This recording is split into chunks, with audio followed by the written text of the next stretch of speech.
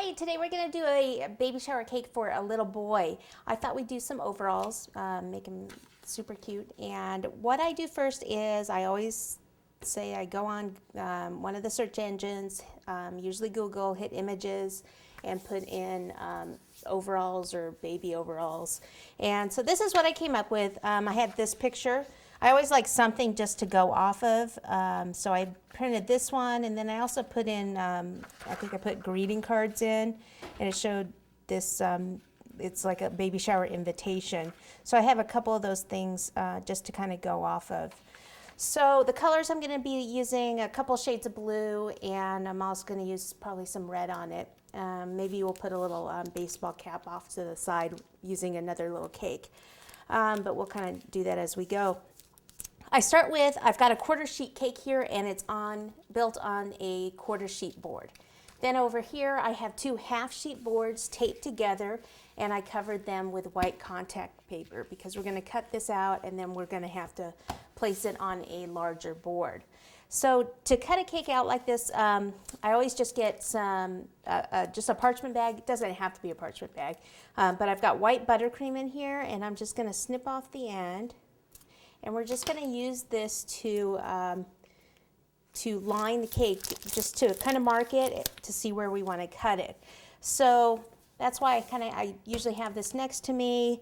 I figure we're going to start like down here. The legs are going to be down here, so I'll just kind of do like a little mark right here for one of the legs, and then just kind of come down like this.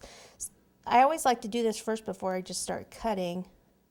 That way, because if I don't like something, then I can just kind of erase it and then remark it before I actually start cutting. Okay, so if the legs are there, then it would come up a little bit, probably to about here. So his pockets would probably be about here. And then from this section here, we would just come up a bit. Let's see, that might be a little too much. So about there, curve this down, and that might be just out a little bit too much. So see, that's why I have that, so I can do, so I'll kind of erase that line and that one, and do this again. So go to about there. Okay, and then what I'll do is I'll take a ruler and I'll make sure that these are pretty close. So I like this side. That's about 1.5 inches in. This one's not quite the same. So 1.5 inches in would actually be about here. Let me get rid of that line for a second.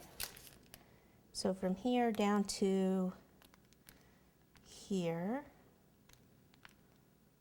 like that. Okay. So if you're doing this at home, on a quarter sheet I can say 1.5 inches here. And then down this way, I'm marking it at 4 inches down, okay?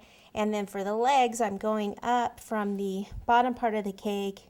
It's a little less than 5 inches, about 4 3/4, okay?